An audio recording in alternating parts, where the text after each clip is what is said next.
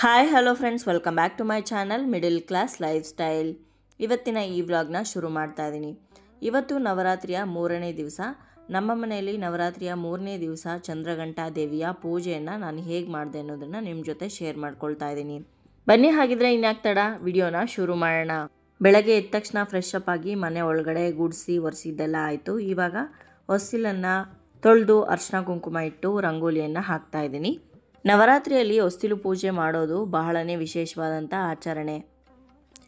ಈ 10 ದಿನಗಳು ದುರ್ಗಾ ಪೂಜೆಯನ್ನು ಮಾಡೋದಕ್ಕಾಗದೇ ಇದ್ರೂ ಪರವಾಗಿಲ್ಲ, ಹೊಸ್ತಿಲು ಪೂಜೆ ಮಾಡಿದ್ರೆ ಸಾಕು, ದುರ್ಗಾದೇವಿ ಪೂಜೆ ಮಾಡಿದಂಥ ಫಲವನ್ನು ನಾವು ಪಡಿಬೋದು ಅಂತ ಹೇಳ್ತಾರೆ. ಈ ನವರಾತ್ರಿಯಲ್ಲಿ ಪ್ರತಿದಿನ ಬೆಳಗ್ಗೆ ಸಾಯಂಕಾಲ ಹೊಸ್ತಿಲು ಪೂಜೆಯನ್ನು ಮಾಡಬೇಕಾಗತ್ತೆ. 2 ಸಮಯದಲ್ಲಿ ಪೂಜೆ ಮಾಡೋದಕ್ಕಾಗದೇ ಇದ್ದರೂ ಯಾವುದಾದ್ರೂ ಒಂದು ಟೈಮಲ್ಲಾದರೂ ನೀವು ಹೊಸ್ತಿಲು ಪೂಜೆಯನ್ನು ಮಾಡಲೇಬೇಕು. ಅದು ಬೆಳಗ್ಗೆ ಆಗಲಿ ಸಂಜೆ ಆಗಲಿ.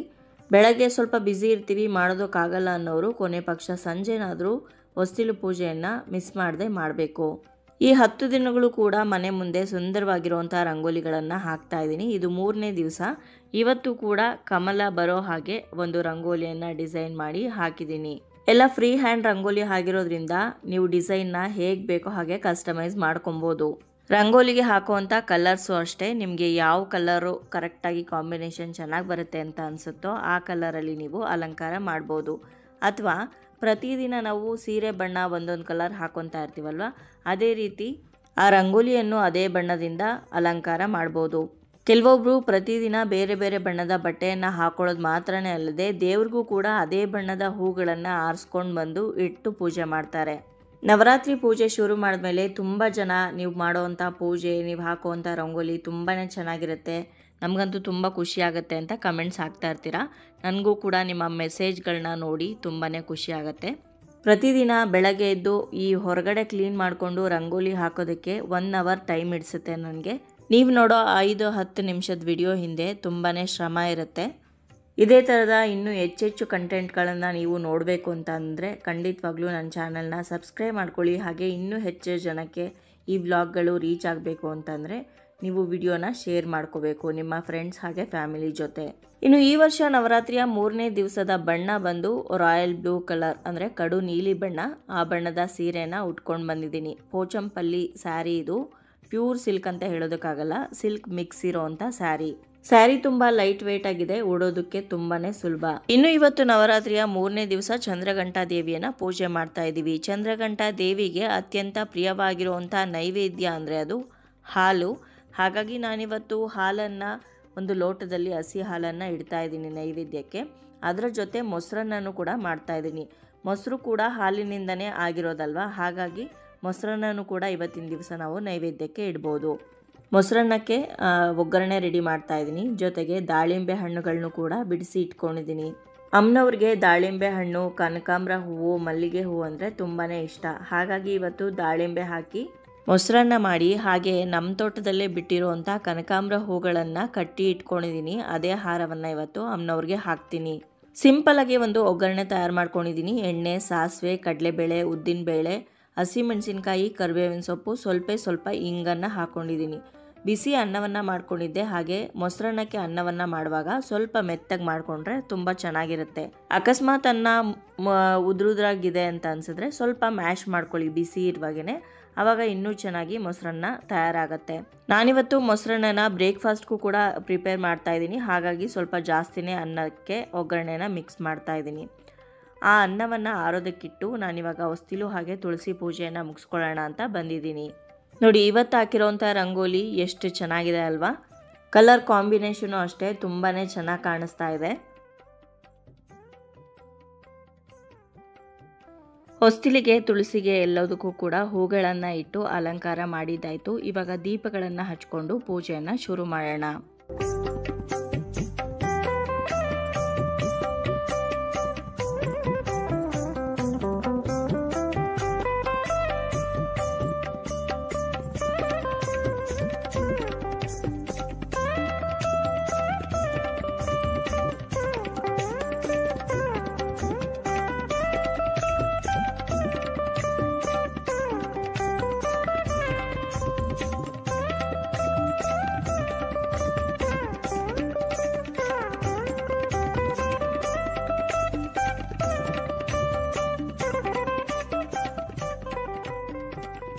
ಈಗ ಹೊಸ್ತಿಲು ಪೂಜೆ, ತುಳಸಿ ಪೂಜೆ ಮಾಡಿದ್ದಾಯಿತು. ಈ ಪೂಜೆ ಮುಗಿಸೋ ಅಷ್ಟರಲ್ಲಿ ಅನ್ನ ಎಲ್ಲ ತಣ್ಣಗಾಗಿತ್ತು. ತಣ್ಣಗಾಗಿರುವಂಥ ಅನ್ನಕ್ಕೆ ಒಗ್ಗರಣೆ ಹಾಗೆ ದಾಳಿಂಬೆ ಹಣ್ಣನ್ನೆಲ್ಲ ಸೇರಿಸಿ ಮೊಸರನ್ನು ಕೂಡ ಹಾಕಿ ಚೆನ್ನಾಗಿ ಮಿಕ್ಸ್ ಮಾಡಿ ನೈವೇದ್ಯನೂ ಕೂಡ ರೆಡಿ ಮಾಡಿಕೊಂಡು ಸಪ್ರೇಟಾಗಿ ದೇವ್ರಿಗಿಡುವಂಥ ಬೌಲ್ಗೆ ತೆಕ್ಕೊಂಡಿದ್ದೀನಿ ನೈವೇದ್ಯನ. ಇವಾಗ ದೇವ್ರ ಮನೆಗೆ ಹೋಗಿ ಎಲ್ಲ ಹಳೆ ಹೂಗಳನ್ನೆಲ್ಲ ತೆಗೆದು ನೆಲವನ್ನು ಒರೆಸ್ಕೊಂಡು 3ನೇ ದಿವಸದ ಪೂಜೆಯನ್ನು ಶುರು ಮಾಡಬೇಕು.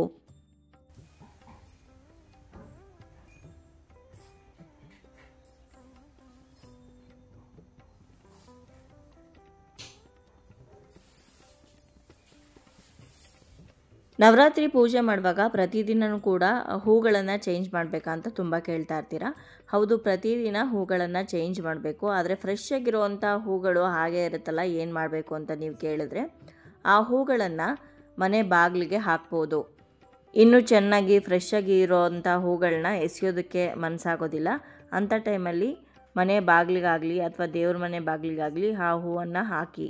ಇನ್ನು ಬಾಡೋಗಿರುವಂಥ ಹೂಗಳನ್ನು ಯಾರು ತುಳಿದಾಡದೇ ಇರೋವಂಥ ಕಡೆ ಸಾಧ್ಯವಾದರೆ ಯಾವುದಾದ್ರೂ ಮರ ಅಥವಾ ಗಿಡದ ಕೆಳಗಡೆ ಹಾಕಿದ್ರೆ ಒಳ್ಳೆಯದು.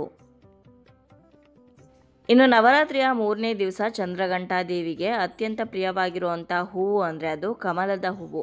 ಇವತ್ತು ನನಗೆ ಕಮಲದ ಹೂವು ಸಿಕ್ಕಿಲ್ಲ. ಲಾಸ್ಟ್ ಇಯರು ನಮ್ಮ ಗಿಡದಲ್ಲೇ ವಾಟರ್ ಲಿಲ್ಲಿ ಅಂದರೆ ತಾವರೆ ಹೂವು ಬಿಟ್ಟಿತ್ತು, ಅದನ್ನು ಇಟ್ಟು ಪೂಜೆ ಮಾಡಿದ್ದೆ. ಆದರೆ ಈ ಸಲ ತಾವರೆ ಹೂವು ಕೂಡ ಬಿಟ್ಟಿರಲಿಲ್ಲ. ಹಾಗಾಗಿ ನಮ್ಮ ತೋಟದಲ್ಲಿ ಯಾವ ಹೂ ಬಿಟ್ಟಿದೆಯೋ ಅದೇ ಹೂಗಳನ್ನು ಇಟ್ಟು ಇವತ್ತು ದೇವರಿಗೆ ಅಲಂಕಾರ ಮಾಡಿದ್ದೀನಿ. ಜೊತೆಗೆ ತಂದಿರೋವಂಥ ಹೂವು ಕೂಡ ಸ್ವಲ್ಪ ಇತ್ತು, ಅದನ್ನು ಕೂಡ ದೇವರಿಗೆ ಇಟ್ಟಿದ್ದೀನಿ. ಇನ್ನು ಅಖಂಡ ದೀಪದ ಕೀಟವನ್ನು ತೆಗೆಯೋದು ಹೇಗೆ ಅಂತ ತುಂಬ ಜನ ಕೇಳ್ತಾ ಇರ್ತೀರಾ. ತುಂಬ ಜನ ಆ ಕೀಟವನ್ನು ತೆಗೆಯುವಾಗ ದೀಪ ತಣ್ಣಗಾಗೋಗುತ್ತೆ, ಏನು ಮಾಡೋದು ಅಂತ ತುಂಬ ಜನ ಕೇಳ್ತಾ ಇದ್ರಿ. ಹಾಗಾಗಿ ಈ ವಿಡಿಯೋದಲ್ಲಿ ತೋರಿಸ್ಕೊಡ್ತಾ ಇದ್ದೀನಿ. ಅಖಂಡ ದೀಪವನ್ನು ಸರಿ ಮಾಡುವಾಗ ಆದಷ್ಟು ಅಗರಬತ್ತಿಯನ್ನು ಬಳಸಿ ಅಥವಾ ಏಕಾರ್ತಿಯನ್ನು ಬಳಸಿ ಸರಿ ಮಾಡಬೇಕಾಗತ್ತೆ. 2 ಅಗರಬತ್ತಿಗಳನ್ನು ಬಳಸಿ ನೀವು ಮುಂದೆ ಇರೋವಂಥ ಕೀಟವನ್ನು ತೆಗೆದ್ರೆ ಆ ಸುಟ್ಟೋಗಿರೋವಂಥ ಕೀಟ ನೀಟಾಗಿ ಬರುತ್ತೆ. ಹಾಗೆ ದೀಪದ ಬತ್ತಿ ಕೂಡ ಸರಿಯಾಗಿ ಉರಿತಾ ಇರುತ್ತೆ. ಹಾಗೆ ದೀಪದ ಬತ್ತಿ ಕೂಡ ತುಂಬ ಜೋರಾಗಿ ಉರಿಯೋ ರೀತಿ ನೋಡ್ಕೋಬಾರ್ದು, ಯಾಕಂದರೆ ಬೇಗನೆ ಎಣ್ಣೆ ಖಾಲಿಯಾಗೋಗುತ್ತೆ. ಅಖಂಡ ದೀಪಕ್ಕೆ ಎಣ್ಣೆ ಹಾಕೋದಕ್ಕಿಂತ ಮುಂಚೆ ಆ ಕೀಟ ಕಪ್ಪಗೆ ಕಟ್ಟಿರುತ್ತಲ್ಲ ಅದನ್ನೆಲ್ಲ ತೆಗೆದು ಆನಂತರ ನಾನು ದೀಪಕ್ಕೆ ಎಣ್ಣೆ ಹಾಕ್ತೀನಿ. ಇನ್ನು ಇವತ್ತು ಕಟ್ಟಿರೋವಂಥ ಕೀಟ ತೋರಿಸ್ತಾ ಇದ್ದೀನಿ ನೋಡಿ, ಇಷ್ಟು ಕಟ್ಟಿತ್ತು, ಅದನ್ನು ನೀಟಾಗಿ ಅಗರಬತ್ತಿಯಿಂದ ತೆಗೆದಿದ್ದೀನಿ. ಈಗ ಅಖಂಡ ದೀಪಕ್ಕೆ ಹೂವನ್ನು ಇಟ್ಟು ನಮಸ್ಕಾರ ಮಾಡಿಕೊಂಡು ಆನಂತರ ದುರ್ಗಾದೇವಿ ಮುಂದೆ ಇಟ್ಟಿರುವಂಥ ದೀಪಗಳನ್ನು ಹಚ್ಕೊಂಡು ಹೂಗಳನ್ನು ಇಟ್ಟು ಪೂಜೆಯನ್ನು ಶುರು ಮಾಡೋಣ. ಈ ಕನಕಾಂಬರದ ಹೂಗಳಿಷ್ಟು ಕೂಡ ನಮ್ಮ ಗಿಡದಲ್ಲೇ ಬಿಟ್ಟಿದ್ದು ಟೆರೆಸ್ ಮೇಲೆ. ಅದನ್ನು ತೊಗೊಂಡು ಬಂದು ಕಟ್ಟಿ ಇಟ್ಟಿದ್ದೆ ನೆನ್ನೆ ಸಾಯಂಕಾಲನೇ. ಇವಾಗ ದೇವಿಗೆ ಹಾಕಿದ್ದೀನಿ. ಹಾಗೆ ಪ್ರತಿದಿನ ಸುಮಾರಷ್ಟು ದಾಸವಾಳ ಹೂಗಳು ಕೂಡ ಸಿಗುತ್ತೆ, ಅವುಗಳನ್ನು ಕೂಡ ದೇವರಿಗಿಟ್ಟು ಪೂಜೆ ಮಾಡ್ತೀನಿ. ನಾನು ಎಲ್ಲ ವಿಡಿಯೋದಲ್ಲೂ ಹೇಳ್ತಾ ಇರ್ತೀನಲ್ವಾ, ನೀವು ಎಷ್ಟೇ ದುಡ್ಡು ಕೊಟ್ಟು ತೊಗೊಂಡು ಬಂದು ಹೂವನ್ನು ಇಟ್ಟರೂ ಕೂಡ ನೀವು ಬೆಳೆದಿರೋಂಥ ಒಂದೇ ಒಂದು ಹೂವು ಅಥವಾ ಪತ್ರೆಯನ್ನು ಇಟ್ಟರೆ ದೇವರು ಸಂತೃಪ್ತನಾಗ್ತಾನೆ. ಹಾಗಾಗಿ ಸಾಧ್ಯವಾದಷ್ಟು ಹೂವಿನ ಗಿಡಗಳನ್ನ ನೀವು ಮನೆಯಲ್ಲೇ ಬೆಳೆಸ್ಕೊಳ್ಳಿ. ಹಾಗೆ ತುಳಸಿ ಆಗಿರ್ಬೋದು, ಬೇರೆ ಪತ್ರೆಗಳಾಗಿರ್ಬೋದು, ಮನೆಯಲ್ಲೇ ಬೆಳೆಸಿ ಅವುಗಳನ್ನು ಪೂಜೆಗೆ ಇಟ್ಟರೆ ನೀವು ಬೆಳೆಸಿ ದೇವ್ರಿಗಿಟ್ಟಂಥ ಸಂತೃಪ್ತಿ ಕೂಡ ನಿಮಗಿರುತ್ತೆ. ಹಾಗೆ ಆ ದೇವರು ಕೂಡ ನಿಮ್ಮ ಪೂಜೆಯನ್ನು ಸ್ವೀಕಾರ ಮಾಡ್ತಾನೆ. ಪ್ರತಿದಿನ ತುಪ್ಪದ ದೀಪಗಳನ್ನು ಹಚ್ತಾ ಇದ್ದೀನಲ್ಲ, ಈ ತುಪ್ಪದ ಬತ್ತಿಗಳನ್ನು ಹಚ್ಚುವಂಥ ತಟ್ಟೆನ ಒಂದೊಂದು ದಿನ ಒಂದೊಂದು ಹೂವಲ್ಲಿ ಅಲಂಕಾರ ಮಾಡ್ತಾ ಇದ್ದೀನಿ. ಇವತ್ತು ಕಣಗ್ಲೆ ಹೂವು, ಪಿಂಕ್ ಕಲರ್ ಕಣಗ್ಲೆ ಹೂವನ್ನು ಇಟ್ಟು ಈ ತಟ್ಟೆನ ಈ ರೀತಿ ಅಲಂಕಾರ ಮಾಡಿದ್ದೀನಿ. ಇನ್ನು ತುಂಬ ಜನ ಮಡ್ಲಕ್ಕಿಯಲ್ಲಿ ಇಟ್ಟಿರುವಂಥ ಹಣ್ಣು ವೀಳ್ಯದೆಲೆ 9 ದಿನಗಳು ಹಾಗೆ ಇಡಬೇಕಂತ ಕೇಳಿದ್ರಿ. ವೀಳ್ಯದೆಲೆ 9 ದಿನ ಹಾಗೆ ಇರೋದಿಲ್ಲ, ಹಾಗಾಗಿ ವೀಳ್ಯದೆಲೆನ ಬದಲಾಯಿಸಬೇಕು. ಜೊತೆಗೆ ಹಣ್ಣುಗಳನ್ನು ಕೂಡ ಒಂದು ದಿವಸ ಇಟ್ಟಿರೋವಂಥ ಹಣ್ಣನ್ನು ಬದಲಾಯಿಸಿ ಇನ್ನೊಂದು ದಿವಸ ಬೇರೆ ಹಣ್ಣನ್ನು ಇಡಬೇಕು. ಬಾಳೆಹಣ್ಣಾದರೆ 2 ಹಣ್ಣನ್ನು ಇಡಿ, ಬೇರೆ ಆಪಲ್ಲು, ಮೂಸಂಬಿ ಆ ರೀತಿ ಹಣ್ಣುಗಳಾದರೆ 1 ಇಟ್ಟರೆ ಸಾಕು. ಇವಾಗ ದೇವ್ರ ಮುಂದೆ ನೈವೇದ್ಯಕ್ಕೆ ಮೊಸರನ್ನ ಹಾಗೆ ಹಸಿ ಹಾಲನ್ನು ಇಟ್ಕೊಂಡಿದ್ದೀನಿ. ಪೂಜೆಗೆ ಎಲ್ಲ ಸಿದ್ಧತೆ ಆಗಿದೆ. ಅರ್ಶಿನ ಕುಂಕುಮನ ದೇವಿಗೆ ಕಳಸಕ್ಕೆ ಹಾಗೆ ಅಖಂಡ ದೀಪಕ್ಕೆ ಮತ್ತು ರಾಜಾರಾಣಿ ಬೊಂಬೆಗೆ ಎಲ್ಲದಕ್ಕೂ ಕೂಡ ಒಂದು ಸ್ವಲ್ಪ ಚಿಟಿಕೆ ಪ್ರೋಕ್ಷಣೆ ಮಾಡಿ ಅನಂತರ ಅಗರಬತ್ತಿಯನ್ನು ಹಚ್ಕೊಂಡು ಧೂಪವನ್ನು ಮಾಡಬೇಕು.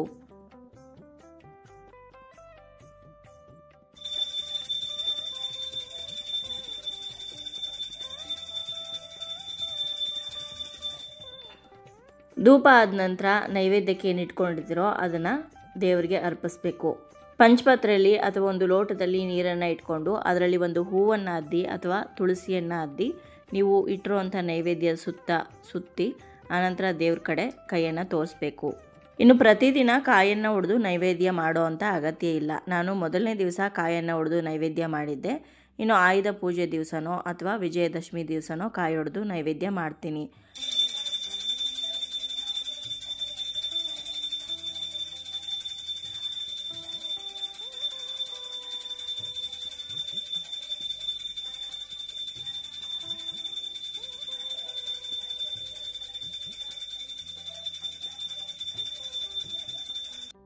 ನೈವೇದ್ಯ ಮಾಡಿದ ನಂತರ ಕರ್ಪೂರವನ್ನು ಹಚ್ಕೊಂಡು ದೇವರಿಗೆ ಮಹಾಮಂಗಳಾರತಿ ಮಾಡಬೇಕು. ಅನಂತರ ಹೊಸ್ತಿಲಿಗೆ, ತುಳಸಿಗೆ, ಜೊತೆಗೆ ನೀವು ಮನೆಯಲ್ಲಿ ಏನೇನು ಪೂಜೆಗೆ ಅಂತ ಇಟ್ಕೊಂಡಿರ್ತೀರೋ ಅಥವಾ ನೀವು ಎಲ್ಲೆಲ್ಲಿ ಪೂಜೆ ಮಾಡ್ತೀರೋ ಅಲ್ಲೆಲ್ಲದಕ್ಕೂ ಕೂಡ ಆರತಿಯನ್ನು ತೋರಿಸ್ಬೇಕು.